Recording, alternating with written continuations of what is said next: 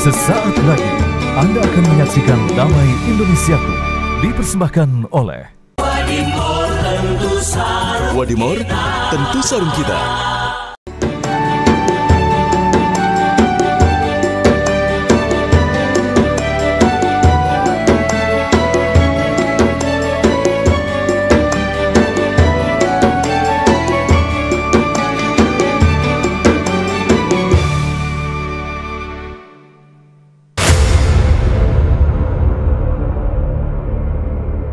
Kasus pelecehan seksual yang diduga dilakukan oleh seorang penyandang disabilitas Iwayan Agus Suwartama alias Agus Buntung baru-baru ini menyita perhatian publik. Bagaimana tidak? Menjadi pertanyaan besar sekaligus kemarahan publik. Bagaimana mungkin seorang penyandang disabilitas bisa melancarkan aksinya hingga 15 korban, bahkan ada yang di bawah umur? Menurut laporan polisi, Agus menggunakan manipulasi emosional dan ancaman psikologis atau belas kasih korbannya, guna memaksa korban menuruti aksi bejatnya. Astagfirullah. Kasus ini menjadi paradoks yang menyayat hati. Keterbatasan fisik yang seharusnya menjadi pengingat untuk rendah hati, namun justru pelaku menjadikannya modus untuk membungkus kelemahannya sebagai kejahatannya. Menjadi pelajaran penting bagi kita, bahwa fisik hanyalah apa yang nampak di depan kita, namun lebih dari itu, akhlak dan imanlah yang utama. Lantas, bagaimana sikap kita ketika menghadapi orang yang seperti ini? Bagaimana cara kita menghindar dari orang-orang yang menggunakan kelemahannya sebagai bungkus untuk melakukan aksi kejahatannya? Mari kita simak penjelasan dari guru-guru kita dalam Majelis Ilmu Damai Indonesiaku. Selamat menyaksikan.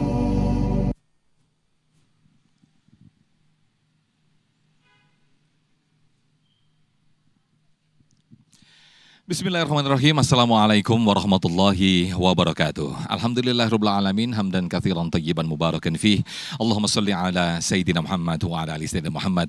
Segala puji bagi Allah. Pemirsa, senang sekali Damai Indonesiaku kembali hadir menyapa Anda selama 90 menit ke depan. Kita akan membahas dan juga mengkaji sekaligus menambah keimanan kita. Kasus yang akhir-akhir ini mencuat di publik dan juga mengagetkan publik, yaitu kasus yang baru saja Anda saksikan tadi, Agus Buntung atau Iwas atau Iwayan Agus Suwartama. Membuat publik kaget dengan kondisi kekurangan fisik namun justru berbuat kejahatan hingga 15 korban. Hal ini mungkin untuk itu kita akan mengangkat tema yaitu kejahatan berbalut kebaikan atau bisa dikatakan munafik. Nah, kita akan membahas bersama-sama bagaimana sudut pandang Islam, bagaimana ciri-ciri orang munafik itu bersama guru-guru kita Ustadz Irfan Has dan juga Ustadz Rustandi atau Jufri. Pemirsa, disiarkan langsung dari Masjid Manarul Amal Universitas Mercu Buana, Jalan Meruya, Selatan Kembangan, Jakarta Barat. Inilah Damai Indonesiaku yang dipersembahkan oleh Sarung Wadimor, tentu sarung kita. Selamat menyaksikan. Bismillahirrahmanirrahim. Assalamualaikum warahmatullahi wabarakatuh. Alhamdulillah wassalatu wassalamu ala Rasulillah. A'udzubillahi minasyaitonir rajim. Bismillahirrahmanirrahim. Fi qulubihim marad fazadahumullahu marada. Walahum adzabun alimum bima kanu yakdzibun. Allahumma arhamna bil Quran. Sehat semuanya hadirin? Alhamdulillah, semoga Allah karuniai kita hati yang lembut, yang selalu dekat dengan kebaikan, istiqomah sampai wafat husnul khatimah. Tentang munafik, mohon izin Tuan Guru, mohon izin. Munafik, kata baginda sallallahu alaihi wasallam, ayatul munafiqina salas. Ada ciri-ciri munafik. Berapa cirinya? 3 ciri orang munafik. Yang pertama, Nabi bilang, idza hadatsa kadzab. Yang kedua, wa idza tumina khan. Yang ketiga, wa idza wa'ada akhlaf. Ternyata orang-orang munafik itu punya kriteria. Yang pertama kriterianya, kalau beliau bicara, beliau berdusta. Kira-kira kita termasuk atau bukan? Boleh kalau kita bilang, ya Allah semoga saya semua, kami semua yang hadir terhindar dari ciri dan sifat munafik. Amin ya rabbal alamin. Kita sebelum bicara supaya orang itu munafik bukan ya, dia munafik bukan ya, yang paling harus diingat, lihat ke diri sendiri. Apakah kita kalau bicara seringnya berdusta atau seringnya jujur? Coba jawab, kira-kira hadirin, seringnya kita jujur atau berdusta kira-kira? Insya Allah banyak jujurnya, amin ya rabbal alamin. Tapi yang jelas, tidak ada seorang muslim, seorang mukmin melazimi kejujuran, kecuali kata baginda Nabi, kalau dia lazimi kejujuran yang menghantar pada kebaikan.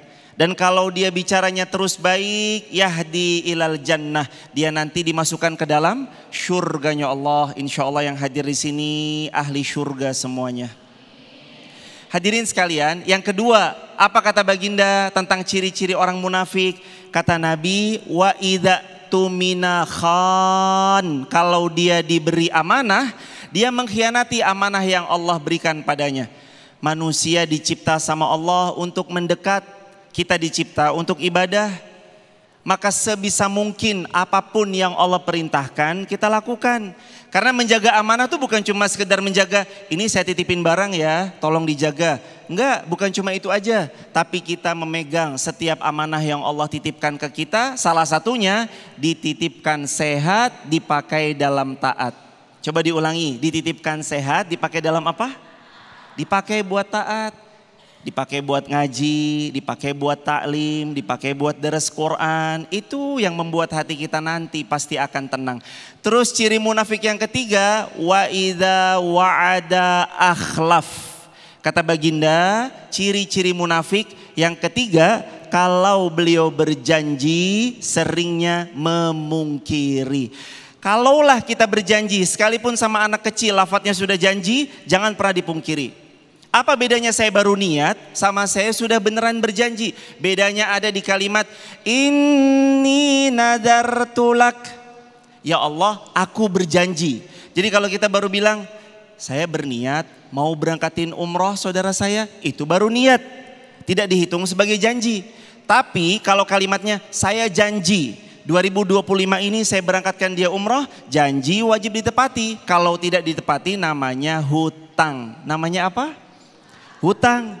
Kalaupun kita berjanji tidak ditepati, maka bilang minta maaf kepada pihak yang pernah kita berjanji padanya. Kalau anak kecil, kan dia nggak tahu apa-apa Ustadz, tetap kalaulah kita berjanji bilang padanya. Nah, mama berjanji akan sesuatu, mama usahakan mama penuhi. Ayahanda juga sama bilang demikian. Tapi orang-orang beriman, ciri tegasnya jelas mereka selalu menepati janji. Yang tidak menepati janji adalah orang-orang munafik yang di dalamnya ada hati yang berpenyakit. Dalam Al-Quran surah Al-Baqarah ayat 10 yang tadi kami baca, fi qulubihim marad fazadahumullahu marada. Kalau ada seseorang hatinya sudah berpenyakit, lalu dia nggak segera kembali ke Allah, bertobat kepada Allah, Allah bisa tambahkan penyakit di dalam hatinya sehingga tertutuplah kebenaran dari dirinya. Na'udzubillah summa na'udzubillahi min dzalik. Hadirin, lihat orang bukan hanya sekedar dari covernya. Tapi kadang-kadang perlu untuk kita berhati-hati, berwaspada. Kadang ada orang yang mohon maaf mungkin menjual rasa iba kepada kita. Tapi ternyata justru di balik itu semua dia berkamuflase dengan begitu mengerikannya. Jangan sampai di antara kita terjebak pada pihak-pihak yang kelihatannya manis di lisan tapi di balik itu sangat mengerikan. Yang tutur katanya membuai dan melenakan tapi ternyata di balik itu membahayakan. Belum lama ada kabar yang menggemparkan yang baru saja kita lihat. Ayo pelan-pelan kita jaga diri, kita jaga keluarga, kita jaga handai tolan sanak saudara. Agar supaya mudah-mudahan Allah lindungi diri kita, amin. Allah lindungi keluarga kita, amin. Allah lindungi anak keturunan kita sampai hari kiamat. Dijauhkan dari orang-orang yang berniat jahat, didekatkan dengan circle yang baik. Ada satu doa supaya kita didekatkan dengan circle yang baik. Kira-kira mau dikasih tahu atau enggak hadirin? Amalkan satu doa ini, karena sesiapa yang mengamalkan satu doa ini baik, teman yang baik, sahabat yang membuat makin dekat sama Allah. Apa doanya? Diulang bareng-bareng saya sekali, hadirin sekali ya. Siap? Rabbi habli hukman wa alhiqni bis salihin. Diulang agak panjang sedikit. Rabbi habli hukman wa alhiqni bis salihin. Artinya apa? Artinya, ya Allah, anugerahkan kepadaku hikmah, ilmu atas setiap peristiwa yang terjadi di hidup kami. Wa alhiqni bis salihin, dan berikan kepada kami ya Allah teman, sahabat, yaitu orang-orang yang salih. Kumpulkan kami bersama mereka ya Allah. Mudah-mudahan semua hadirin, juga pemirsa TV One yang menonton dari rumah, Allah anugerahi sahabat, teman yang salih salihah, yang duduk bersamanya membuat kita makin dekat dengan Allah Ta'ala. Dan semoga kita semua terhindar dari ciri-ciri orang munafik. Amin ya Rabbal Alamin. Baik, terima kasih Ustadz Irfan Has yang telah memberikan mukadimah di segmen 1 ini. Suka berdusta dan juga gemar melakukan tipu daya. Nah, ini tadi yang dijelaskan oleh guru kita Ustadz Irfan Has. Nah, mungkin ketika kita berjumpa dengan orang yang gemar melakukan tipu daya, ini yang sulit. Ketika orang mencoba mengambil simpati dan juga empati dari kita, namun justru disalahgunakan dengan berbuat kejahatan atau kejelekan. Lantas bagaimana ketika kita bertemu dengan orang-orang yang gemar melakukan tipu daya ini, apa yang harus kita lakukan? Insya Allah selengkapnya akan dibahas atau dijelaskan oleh guru kita Ustadz Rustandi atau A. Jufri di segmen berikut. Tetaplah bersama kami di Damai Indonesiaku yang dipersembahkan oleh Sarung Wadimor. Tentu sarung kita. Sesaat lagi kami kembali.